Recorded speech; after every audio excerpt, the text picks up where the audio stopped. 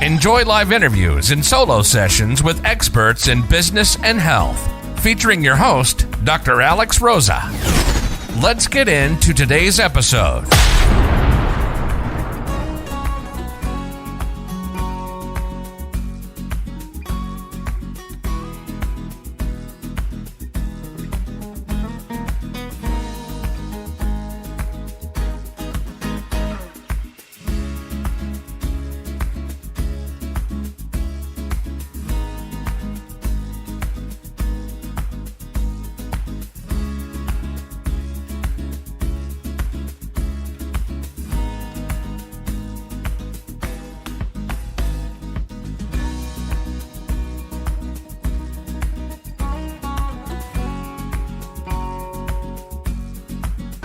Welcome to In Your Business with Dr. Alex, where we get all up in your business and your health.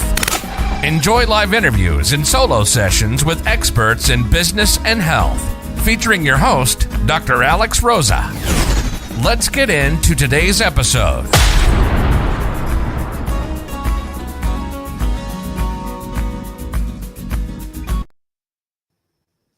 Hey, welcome to In Your Business with Dr. Alex, where we get all up in your business and your health. Today is Destroying Your Fear of Auditing, a one-on-one with that audit guy, Robert Berry. So we're going to talk about auditing, but in a different type of way today, and one that is going to be applicable to any professional out there. You got to stay tuned for today's episode. So if you're joining in, I already see some LinkedIn familia over here tuning in. Hi. Yes.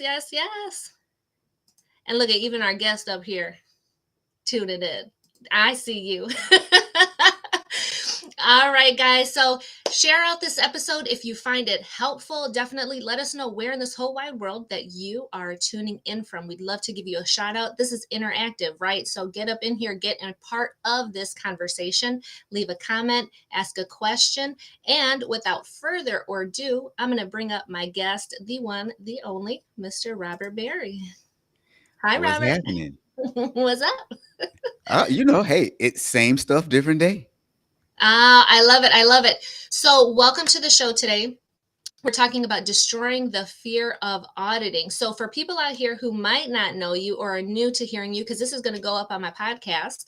So tell us a little bit about who you are, what you are up to, and actually today's episode, why I decided to invite you on the show and have us talk about today auditing in this specific way is of a post that you wrote on LinkedIn the other day about auditing, but how it pertains to your personal life. And I know that word audit can kind of trigger people and freak people out, but the way that you posted it and talked about it was so powerful. And it connected with me on so many levels. And we're going to get into that today, but tell us a little bit about who you are and about that post and what inspired you to write it.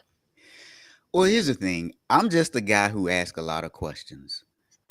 I think, people say that for every problem, there's an answer. I don't believe that. I think for every problem, there's a question. The questions that you ask lead you to an action that you need to take.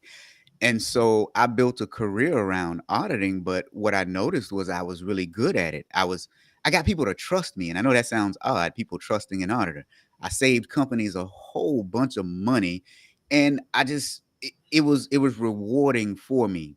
And so now what I figured out was one of the reasons I was good at it is because I was able to help people appear personal as they were auditing. And so I teach people how to have good interpersonal skills, mostly finance and accounting people, because, they're the life of the party, right? They're the opposite of the life of the party. And so I teach them how to have better relationships with people in the workforce. So I'm a corporate trainer, I'm a keynote speaker, I'm an author, and really I'm a problem solver. I love that. Yeah. So many great things that you do. And yeah, when I think of auditing, I'll be honest, right? I was like, auditing, like what? Cringe. Like, yikes. Right. Yes, very cringy. But like I said, the content that you put out, and I've been following you for a while now, and your post the other day really struck me about applying auditing to your personal life and how that can look like. And for me, it really resonated with me because one of the first things that I teach clients who I work with when it comes to their health and when it comes to saving their life is auditing their environment, and how crucial that is to your success, and how your environment in the way that it is, such that it is one of the biggest contributing factors to why you are the way you are, how you are in this current situation that you have. And so if you're wanting to save your life and really change everything about who you are and what you're doing, because it's kind of what you have to do, then auditing your environment is one of the first steps and so important. And that's how I really I saw your post and I was like, I got to have him on the show. We got to talk about this. Like, this is perfect. So what inspired you to write that post the other day? A lot. Look, everything is an audit. I don't care what you say. The people you choose to be around, the foods you choose to eat, the job you choose to take, the place you choose to live. Everything is a freaking audit, and people act like it's not, but it really is. And here's where we get tripped up a lot, though. We get tripped up when we rely strictly on emotion. Now, oftentimes, people who view everything as an audit are viewed as boring. But when you combine the two, when you say, okay, here's rational thinking, now here's emotion, you come up with some of the best decisions. I know I was sharing with you before the show that I have some chronic allergies, right? And I was living in Jacksonville, Florida for a very long time, lived real close to the beach, loved going to the beach, was having a good time, but I was sick like every other month.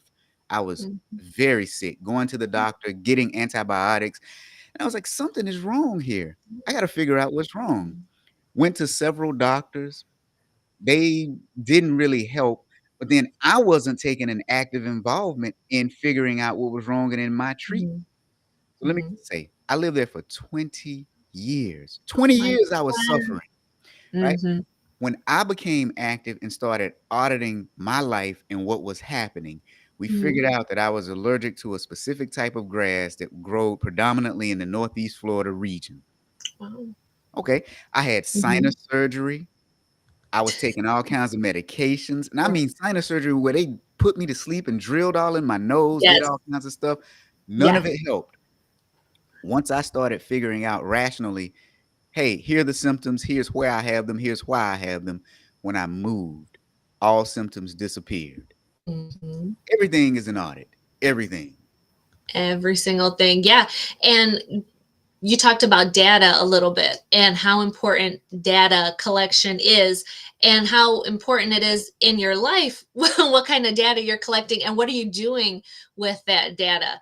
And can you maybe share some examples about how auditing can improve your personal life a little bit more in general? I know you shared a little bit about you, but what have you kind of seen in the space and working with people, how it can apply to your personal life? Ooh, so I'll give you two examples. So the first, personally, I'm a certified public accountant, right? And that sounds so exciting. Um, but here's the deal. I hate numbers. Mm, I hate numbers. Now, so people say, well, why did you go through all that pain of taking that hard test and getting that certification? So when I was growing up, I noticed one thing. I noticed that the leaders in organizations, whether it be the CFO or the CEO, they actually understood the flow of money. And then I started thinking, okay, why is that?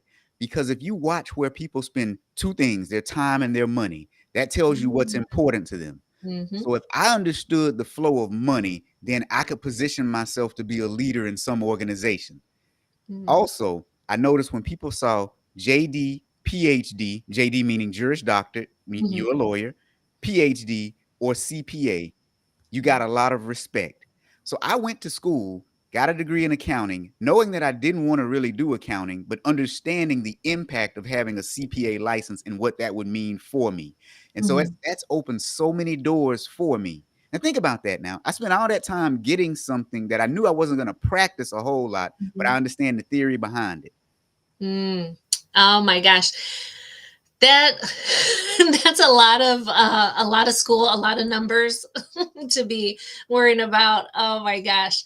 So if people feel, say people are thinking about, oh, auditing, and it sounds just very overwhelming, right? Because we're talking about looking at your entire life a lot of times. And this is what kind of this post was talking about. And what I was talking about when it comes to your health is really auditing very closely and being very real about what's going on in your personal life.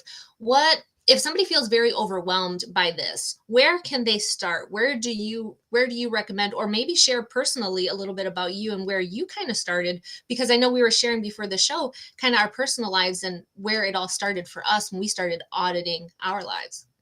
So I'll tell you, professionally, I have always excelled. I've always been a Mhm, high earner. I've always been a high achiever.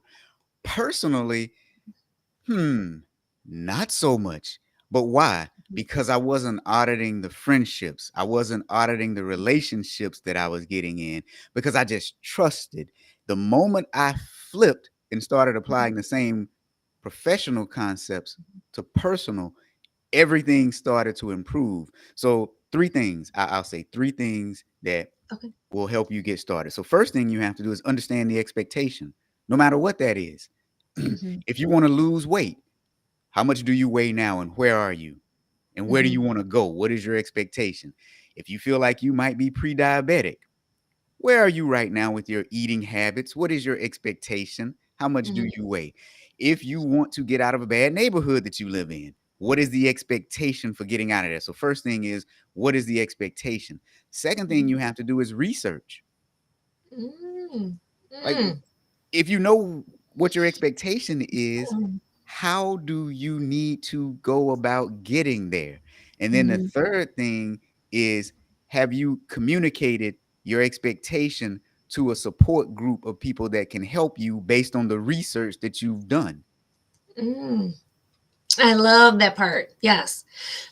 So about the research part, that makes me think of finding proof out there of what you want, and how for some people it's so difficult to like picture that, realistically picture that version of themselves that they want, because it's just up here. It's not, they haven't seen proof of it out there. And I think this applies to health, it applies to business, money, it applies to all things. And I know for myself, like being Latina and going into healthcare and like earning my doctorate and all of that, like I really didn't have much proof out there, honey, because I know every place I went, I never saw anybody who looked like me or who talked the way I did or who thought the way that I did. And it was very isolating, it was very lonely sometimes, and it was really difficult. A lot of things were going on. And so for me, to find proof, to do that research, nobody's going to do that shit for you. Like you have to take it upon yourself to initiate that and to do that. And that does take a certain type of person, right? And we, we're both high achievers, we're both high performers.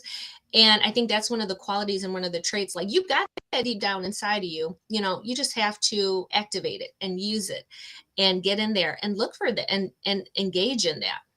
Yeah, so then now you hit something that really means something to me. You said activated. So Ooh. as a keynote speaker, I have one speech that I've titled "Activate Your Awesomeness" because I Mm, think it's embedded within you. But there are a couple things that we do though. So as we're doing our research, mhm, sometimes we set unrealistic expectations on mhm. ourselves and on others. And the worst part about it is when Ooh. we set those unrealistic expectations on others, we then get mad and lash out at them when they don't meet our unrealistic expectations. Mhm. Yeah. That's why the research part is important. If you have something groundbreaking that you're doing or earth shattering, understand that it's going to be hard. Mhm, Understand that you are going to fail, and understand that you can't lash out at other people because not mhm, everybody's going to be with you for every step of your journey. Some people aren't going to even understand what your journey is. mhm. Mm. Yeah, and that makes me think of a saying that I would often tell myself, but I started telling clients that I was working with. It's like, you can't tell your future story to people who only know your past. It's very Right. difficult for them to see that when that's not who they know you as, and they're going to keep you in. And it goes, I think I was talking about something like keeping people in a box, or I think it was for a conference I did, I think it was called like Straight Out the Box, and we're talking about like how to live your life outside of the box. And it is that, like, people have this image of you, this view of you in a certain type of way. And it's when you see yourself as this future version of yourself. And I talk so much about, being that future version of yourself now in this moment. That's how you got to act day in and day out if you want to be like that, if you want to eventually be that. And it's hard because those people want to keep you in that container, in that box, in that image that they have of you, because that makes them feel comfortable. And when you start doing all this stuff, it makes them very uncomfortable. Well, you know what? There's the one element where it makes them feel uncomfortable because they want to see you as the same person and not see you excel. But let me add another layer to that. Mm-hmm. Sometimes it's not them, it's us. And let me explain what I mean by that. Go for it. Yeah. So when we tell them what our big dream and goal is, it's something that they can't imagine, because based on the research that we've done, we even know that it's either something that's never been done or rarely been done. And we're telling them something, and what they're doing is we're being irrational and emotional. Mm-hmm. They're being rational, and they are actually auditing what we've told them. And they're like, wait a minute, this can't be done. This has never been done. And it's not them trying to keep us in a box. It's that they've audited us and they've said, wait a minute, what are you trying to do? And then we have not clearly articulated to them, I know that this is something that's never been done before, or that this is something that's new. I just need for you to support me in it. I know it sounds crazy, but it might be able to be done. Think about this. Think about years ago when Elon Musk said, we're going to build an electric car and we're going to sell it for $100,000. I can guarantee you people thought that he was crazy. Yeah. But what he would have to do is say, look, I know this is never, instead of him responding defensively, because here's what we do. You never support me. That's what we do. Well, half the time that's a lie. Half the time they do support you, and they're supporting you now by telling you this is something that's nearly impossible. So what we need to do is reframe the way we talk to people and say, look, I know this is rare and it's hardly ever been done. So I don't need for you to say that part. I get it. You care for me, and that's why you're saying that. But what I'm asking you to do is help support me in doing something that is probably a little bit crazy, because greatness has come out of things that have been a little bit crazy. So that's our fault. Yeah. Oh my gosh. Yes. I don't even know what to say to that, because I've personally, my voice is going on me. I personally have totally experienced all of that. And I think too, it is about the language that you use. And so let me tell you this and see what you think about this. In how you communicate with other people, but also in how you communicate with yourself. If you're not really clear on even how you're speaking to yourself about what you're seeing, then how can you be communicating it to others so that they're going to understand and be kind of on the same wavelength with you to be able to support you? I know for myself, that's been very difficult, because a lot of that comes with a lot of self-acceptance, a lot of self-awareness. And I know for myself, when I decided to, save my life and change my health around and do a lot of that work, I had to do a lot of the inner work was first. And so everybody sees my little spice thing, and it actually means something. It stands for the different dimensions of wellness that I really focus on when I'm doing my holistic care.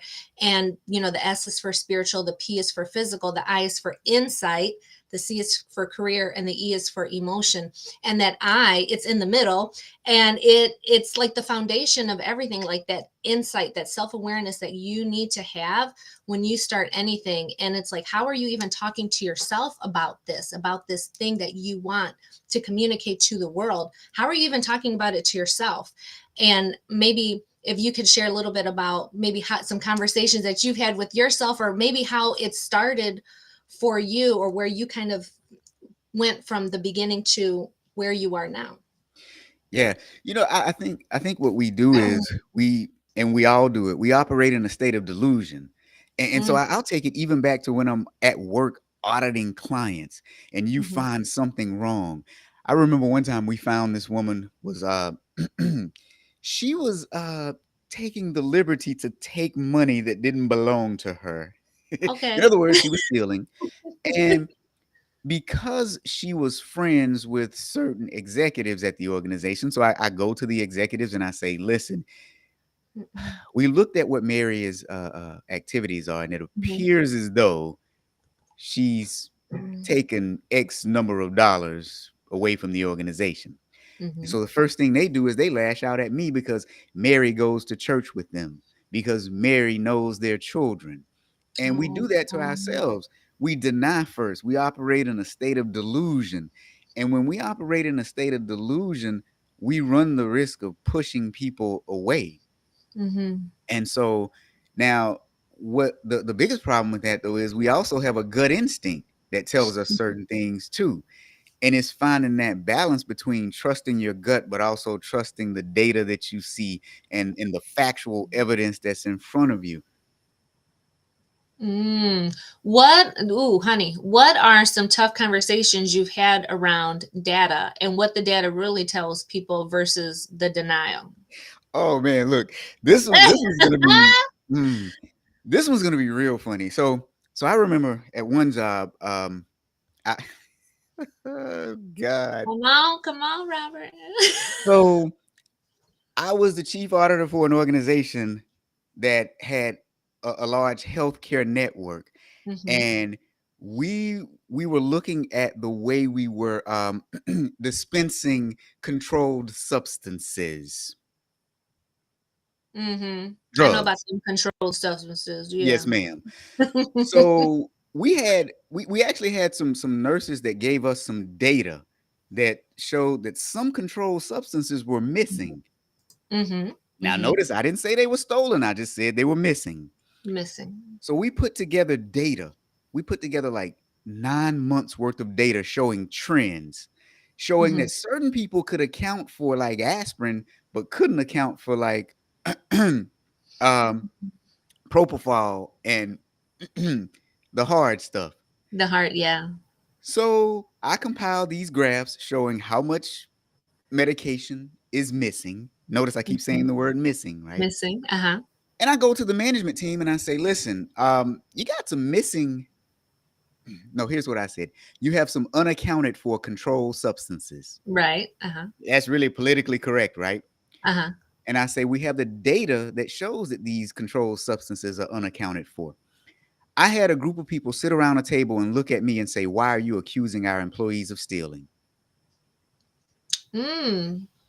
I didn't hear Next, those words. next thing they said after I said, well, that's not what I said. Next thing they said was, well, we don't trust your data. What? Ooh, so you want to know what I said? Next, I said you shouldn't trust my data, and they said, "Oh well, good. We can end this meeting." I said, "No, no, no. It's not my data. Your people gave me the data." It's from your people. so true story. You can't make this stuff up. And Mhm. so then they started going round and round emotionally, but I'm sitting here logically in my frame, like it is Mhm. what it is. And so then they started asking, well, can you tell us who gave you the data? No. So you can go and get mad at them? Like, this doesn't Yeah. make any sense. Mm-mm. And so that's what I mean by, though, we have to really look at the data in our lives. Like, for example, if you're thinking about getting into a romantic relationship with somebody, look at their past history. Mm. And Mhm. again, some people are going to get triggered when I say this, but by golly, has this Mhm. person been abused in their past? Because if they hadn't gotten over the past abuse that they've suffered, they're going to Mhm. project some crap onto you that you don't want and or need. Right. And I know there are people who are going to say, how can you say that the person that was abused was the victim? Yes, but they also usually become the abuser if we look at abuse statistics. The data. Yeah, the data. Let's be real about this. Yeah. So I, it is what it is. It is what it is. Yeah, it's very true. It's very true. And looking at when people are looking at data and maybe they're wanting to start doing some kind of like auditing for themselves, is there any like tools or methods that you've kind of implemented in your life or that you implement with when you're working with people that somebody could like take away from today and be like, yes, I can do this today? So for me, Google is your best friend. And then make sure that you look at reputable research studies for almost Mhm. anything.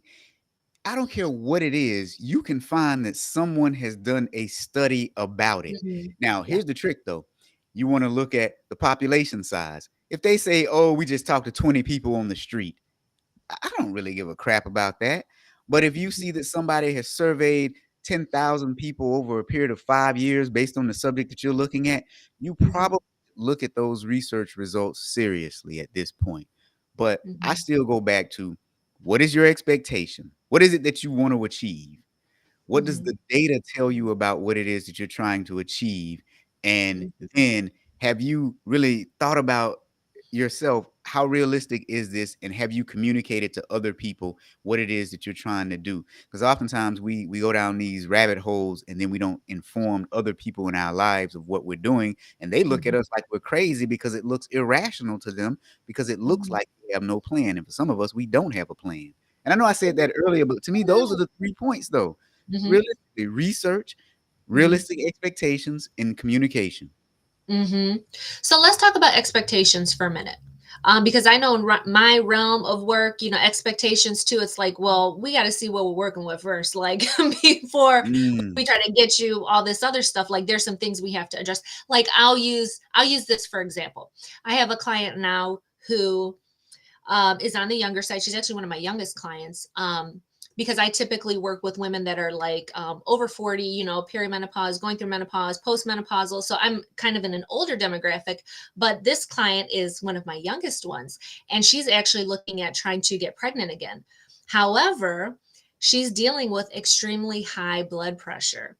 And mm, so her expectation is, I'd love to get pregnant within the next year and have a baby.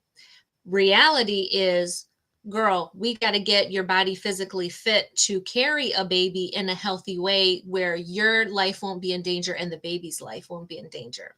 So it's managing expectations using data, right? Because I'm using blood pressure, I'm using clinical data to come to this conclusion of, this is what we need to do first. This really is the very first thing. But I think people who are on the outside of that, who don't see that, or who aren't maybe an expert in that area, are just going to be like, oh, well, let's do this, this, and this so you can get pregnant real quick. And it's like, no, that's like probably the worst thing that you can do is do yep. that. And I know personally, because for me, my youngest is 5, so I've got 3 kids, 18, 15, and 5. And when I got pregnant with my 5-year-old, I was considered advanced maternal age. Like I was considered like a grandma because I was like 34. And then when I Right. gave birth, I was 35. Like that shit's ridiculous right there. Yep. But I had high blood pressure. I was very overweight when I got pregnant with him. I was not in good shape physically. And so as a result of that, I went into heart failure after I had my son. I was very sick, like heart failure. They were trying to put me on all these medications. They were like, don't ever get pregnant again. Like you will not survive. Your child won't survive. Like that shit hit me. Like it's what really made me change my life. Part of why I really just changed everything for myself. And that was the reality of the situation. And that's why I know, like, from personally, but also from clinically and from an expert level, like this is where we need to start. Like your physical body has to be okay before we even try to reach these grand expectations that you might have. So what do you say to people who have unrealistic expectations? How does that audit guy break it down to people when their expectations are not reality? Yeah. So you know what? Here's the thing. People will attempt to shame you out of Mm. speaking the truth. Mhm. And what I've learned is, you have to hold your frame. If you are Mhm. speaking the data driven truth, you have to hold your frame, but you don't do it forever. Because if someone continues to step outside of the realm of reality, you have to cut them loose, because they Mhm. will become toxic into your life now. And so now they're bleeding over and giving you their crap, and you don't deserve that. That doesn't make sense. But yeah, oftentimes people have unrealistic expectations and then they project their mess onto you. Mhm. um and I have a zero tolerance for that. Well, I shouldn't say that. I think I have initial empathy as you try to explain it, but if you can't If you can't break through to someone, you can't make them see what they should. And here's a litmus test too. If you're talking to someone rationally and logically about something that they're doing Mm-hmm. that does not make sense, if they don't ask you a question, like meaning if they don't say, well, what about what I'm saying doesn't make sense? Or can you help me understand where you're coming from? If their Mm-hmm. first statement back, if their first thing back to you is a statement, run. Because that's somebody Mm-hmm. who's not being objective. There's no way you Mm-hmm. can be objective until you obtain information. That's the first step, obtaining information. Mm-hmm. Asking good questions, right? What you good at? What you're an Absolutely. expert at? Asking those questions. I just like, think about this. Think about the person who sits here and says, well, I've got high blood pressure and diabetes, and I just don't know where it stems from. And this person is 400 pounds. Mm-hmm. We got some clue of where this stems from. Right. Let's Right. just be honest about this. Mm-hmm. Or think about, I knew somebody that had blood pressure problems in their 20s, was not overweight. So what's the issue now? What are you eating and what stressors do you have in your life? Well, I don't have Mm-hmm. any stress in my life and I eat good food, as you see them coming out of Popeye's chicken. Right. Right. So, Right. I hear that shit all the time. I hear that shit all the time because people will message me, and so then I start going through my little triage thing and asking questions to figure out what's going on. And it's like, and the two don't add up. You can't have the two things that are like you're going out to eat and you're doing X, Y, and Z, but then, or oh my gosh, I think one person told me I'm gonna call nobody's name out at all, but they had messaged me and said that they they were, I could just looking at them, right, just observable subjective or objective data collection here, they were extremely overweight, but then they proceeded to tell me, well, I don't even eat hardly at all. I don't even have appetite, I'm actually trying to put on weight. And I'm like, what? What? What? but, I'm like, what? but think about this. Think about this. I said earlier that I stayed in Florida for 20 years and suffered Mm-hmm. from some health problems. Now, how Yeah. stupid was that? Now, and see, and Mm-hmm. this is what I mean. I just called myself stupid. Well, I didn't call myself stupid. I made a Yeah. stupid decision, right? Mm-hmm. People who can't even say I made a stupid decision are the people that you need to run the heck away from. And so Mm-hmm. once I found, and then too, I made a radical move. I had to make Mm-hmm. a radical move to save my life. I was Yes. every 2 to 3 months, I was going to the doctor. At some point, I was going to be injected full of antibiotics that I would have become resistant to most antibiotics. Right now, I Mm-hmm. am most things that happen to me are resistant to amoxicillin, which is the lowest level of Yeah. antibiotic that you have. Because I've taken so much in my lifetime, I am Mm-hmm. resistant to It most things happens. that happen to Yes. me are resistant to Totally. amoxicillin, right? Mm-hmm. So Yeah. now, if I hadn't admitted this is a problem, and if I hadn't made a radical move, I Mm-hmm. would still be suffering. If I had said, well, I'm staying in Florida because I like the beach, that would have been one of the most stupid things that I could have done. Mm-hmm. And just even sitting here saying it shows that I'm able to do the research. I'm Mm-hmm. able to come to terms with some expectations, and I'm able to articulate what the issue is and what and how to solve it. And then I'm also willing to take some action. Mm-hmm. And some ownership over it and be like, yep, Ooh, I'm here. ownership. And Ooh, yeah, we didn't even talk about that yet. ooh. But Yeah. think about it. But Yeah, yeah. yeah, and you would have stayed there, right? And we were talking about this before the show. Like you would have just got more and more medication, just like you said. Yep. And so often that's the shit that drives me crazy about traditional healthcare now is like we're always just giving more and more. We're just covering up symptoms, masking symptoms, and all like what I tell people, like I've done so many like TikToks and reels on this and little videos because I can't ever say it enough. But it's like people have insurance and they want to say, oh, my insurance and blah, blah, blah. But you still have high blood pressure. You still got type 2 diabetes. Your dosages of medications are still going up and up and up. You're still obese. You're still extremely overweight, and you're continuing to have that same problem year after year after year. So how is your insurance really helping you? How is your healthcare provider really helping you in any way. It's not. And all that shit does and all those medications do is just cover up your symptoms, mask your symptoms, allow you to just be alive the next day to take more and more pills. That's all that keeps you around for. And it's so unfortunate. It drives me crazy. It drives me crazy because life does not have to be like that. And you took drastic steps, drastic measures, right? Some massive action to save your life, really, because that shit really is. And however people want to say, but medications, drugs, pharmaceuticals, they are poison to your body system. So many of those medications, when you take them chronically, when you take them for long term, like we've thrown people, I say we being in healthcare, because I worked in cardiac ICU for like the last decade of my career. We would give a person one medication and literally like destroy their kidneys. They'd be in acute kidney. Yep. Yeah, from Yeah. one medication. We just trash somebody's kidneys, and then they have to be on dialysis for a few days to bring their kidneys back. And it's like, that's the shit that we do because it's poison to your body. But yet we're still just throwing out all these pills and using pills as a first line of defense when it really should be lifestyle or something else. Like just moving. All your ass had to do was move and you're okay. That's it. You know? Yeah. It's Crazy. insane. Yeah. Mhm. And I do. So I think with medications, obviously we understand that there's a big pharmaceutical industry underlying the Mhm. medications that's making a bunch of money. Right. Yeah. And most medications, they do mask the symptoms. Even if you think about now, don't get me wrong, if I'm in pain, I want me some pain You medication. I absolutely say there's a time and a place for meds. Right. Absolutely. But when you Absolutely. think about even pain medication, it doesn't really stop the quote unquote pain. It what it does is it intercepts your pain receptors and it blocks your body from perceiving the pain.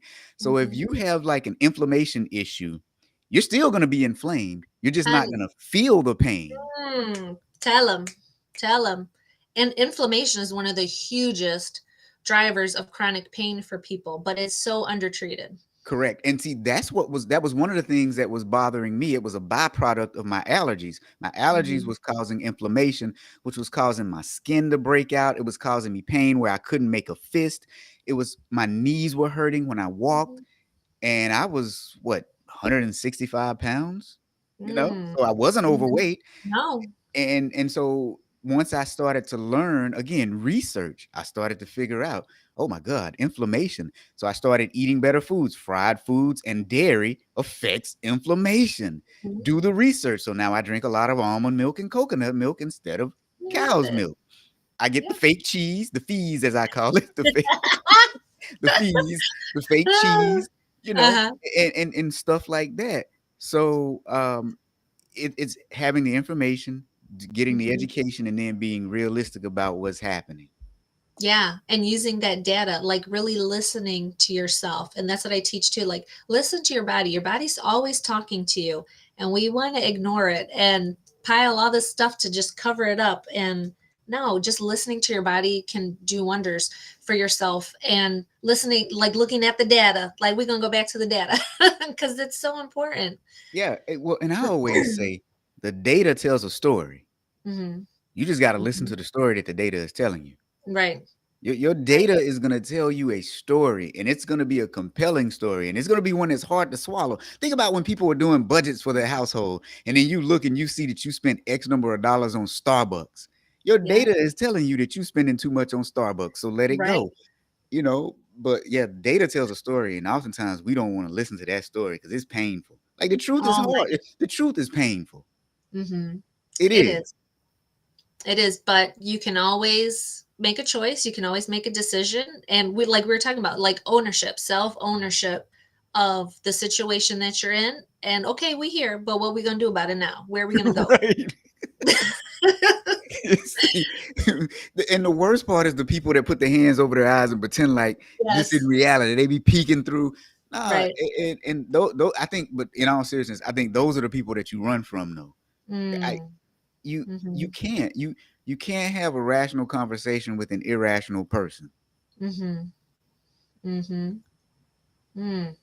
So I'm going to ask you a question. I know it wasn't one of the questions that I said I was going to ask you on our thing, but something we talked about earlier made me think about it. And it's about boundaries and auditing. Is that where I wanted to go? I had this thought in my head. I should have wrote it down. I was thinking about auditing and boundaries. So, does good auditing lead to good boundaries, or does good boundaries allow for good auditing? What do you think? Ooh. Ooh, that's a good Or take a question. minute. I was thinking about it when you had said something, and I was thinking about boundaries. And I think maybe when you were talking about relationships, and I started thinking about that and about boundaries, because, and I'll kind of talk so you can kind of think a little bit, but I had made a post not too long ago about, have establishing really good boundaries. And I think this applies to professionals, to business owners, anybody, really establishing really good boundaries around your health and self care. I think that's the post that I had made. But when I teach clients and I'm talking to clients, I always, well, actually, when I first started getting out here working with clients one on one, it actually was around time management and productivity because I was still in school, I was still doing clinicals and residency and all of that, but I was very efficient, I was very proactive, I was Mm, very busy, right? I had the kids and I was going to school, I was teaching, I was working in the ICU, like I was doing all the things, but I had also been got into the best shape of my life. I saved my life during that time, at a time when most other people are like letting their health go to shit. I had actually turned my entire life around. And that was the number one question everybody asked me was, well, how do you do all this? Like, how do you get it done? How do you do this? And so I really started breaking it down. And it really was establishing really good boundaries around myself and my self-care, and making sure that I was making time for the things that I knew needed to be done to save my life, instead of just covering my eyes and being mm. like, oh, I hope this works out. Instead of hoping and praying, I actually was doing something about it. So I was wondering kind of what your thoughts, because it did take some auditing, right? Because you can't say yes to everything. You have to really look closely at what you're saying yes to. And so that's kind of where I was thinking and how it applied to me. You just made me think about it in a whole different way. But Ah, here's my thought. I yeah. think that expectations and boundaries go together. And Okay. so here's what I mean by that. So you got to set the expectation. Hey, this is how you expect an employee to perform, or this is how you expect someone you're in a relationship with to treat you. So that's the Hmm. expectation.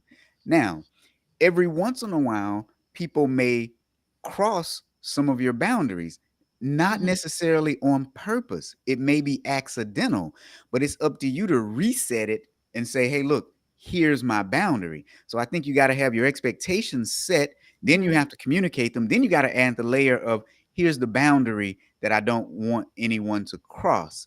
Um, Hmm. because it's like, so take for example, if you're in a relationship with someone and for me, one of my no-goes is you will not be yelling and I will not be yelling. To me, that is a Hmm. no-no. I think as Hmm. adults, you pull up your big boy and big girl pants, underpants, and Hmm. you talk things out. Now, somebody might cross that boundary, that expectation once because they might be really upset.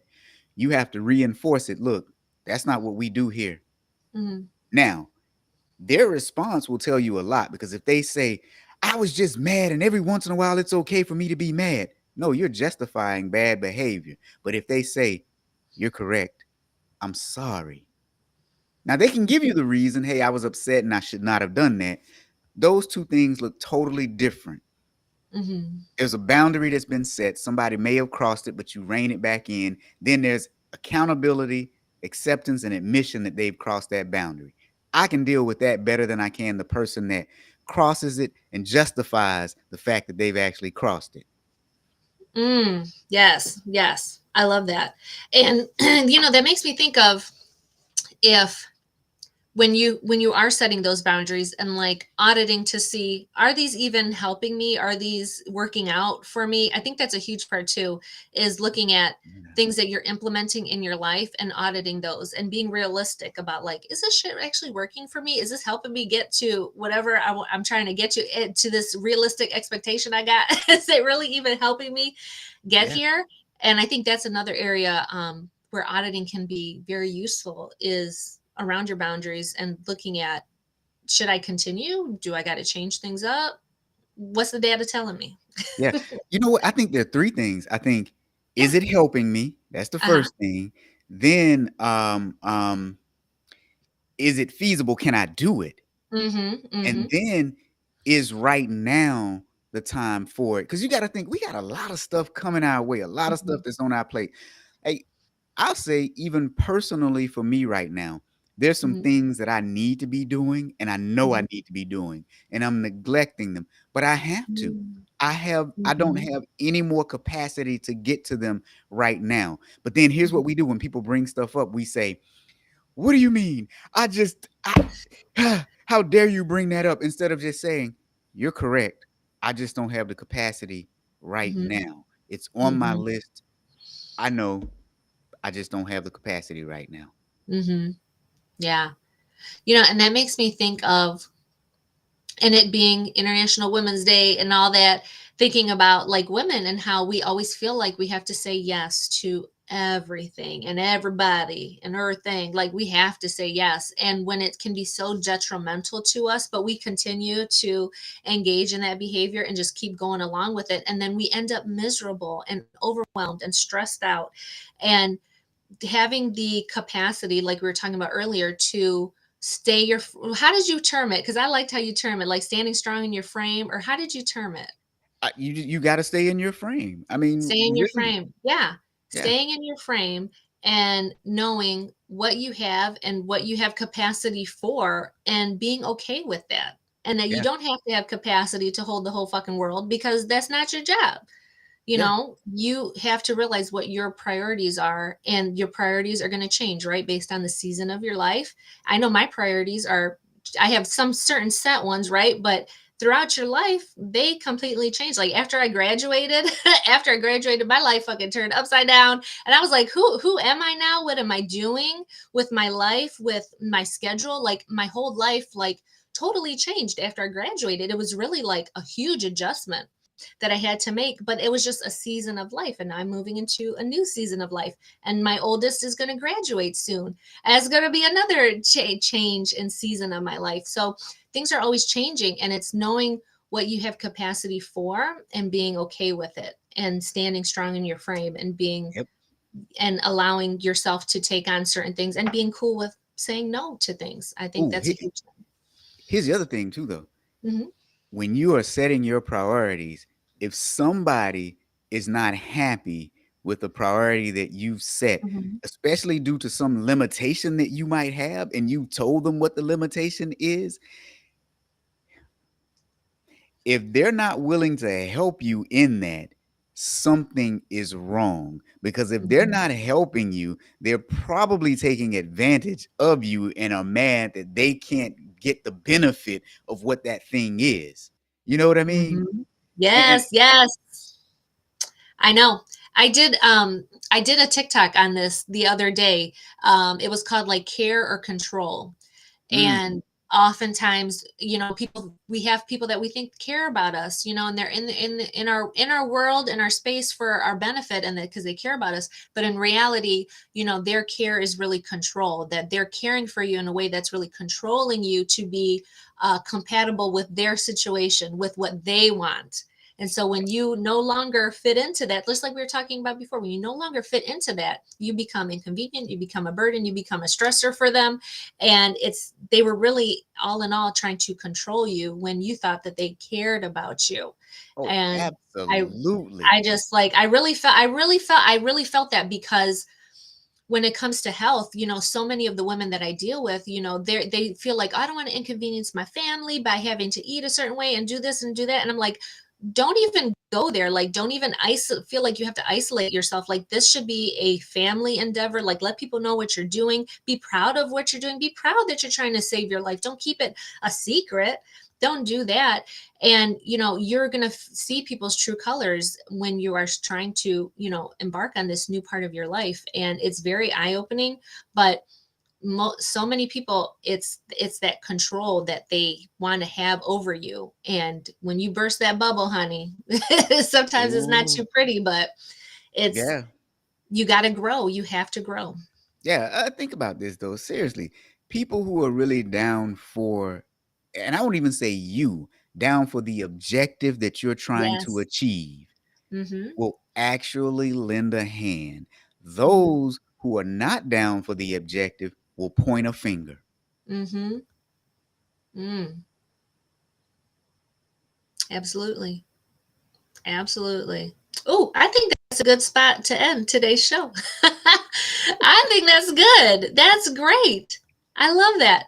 So let's finish it up by talking about auditing. But if there's somebody watching who, kind of what you talked about earlier a little bit, if they think that auditing is like boring or cringy or whatever, and how they can, oh, I'm going to use my term, how they can spice that part of what they do up, how they can spice auditing and looking at their own lives and looking at the data, and maybe have some parting words around that. Yeah, I mean, it's still, I'm going to sound like a broken record. It still Well, goes back to what I said earlier. Figure out what it is that you want to achieve, mhm, research whatever it is, make a path. This is how I'm going to get there. And mhm, then stop trying to focus on the end result. Enjoy the moments within it. If you're trying to lose weight, figure out how much you want to lose. Figure out what kind of meals you need to eat. And then each day celebrate the small victories and then just watch mhm, it happen. If you want to make more money, figure out what career field you want to be in. Again, I'm a CPA, but I knew I didn't want to do accounting. I had a bigger mhm, goal in mind. And now mhm. today, years later, because of that, I'm a keynote speaker. I'm an author. I've written 4 books. I'm a trainer. All because of that, that I Yeah. planted what, heck, I don't, you know what? So many years ago, I'll be 50 years Love it. old this year. So, you know, but anyway, so back to those 3 Yeah, things. yeah. What it is you want to do some research, draw a map, figure out, Uh-huh. and then just go and start and Yeah. stop beating yourself up so bad for stuff. So what's next? So I know you just kind of said your age and all that. Whatever. We love it. Um, what is next for you? What is next for you? Ooh, so I'm gonna continue doing the training. I'm gonna ramp up the keynote speaking because I'm drawing parallels to auditing and life. And so I have Yeah. a couple of keynote speeches geared towards that. And then Mhm. also, I, I'm told that I'm a pretty decent communicator. I'm told that that I can convey a point really easily.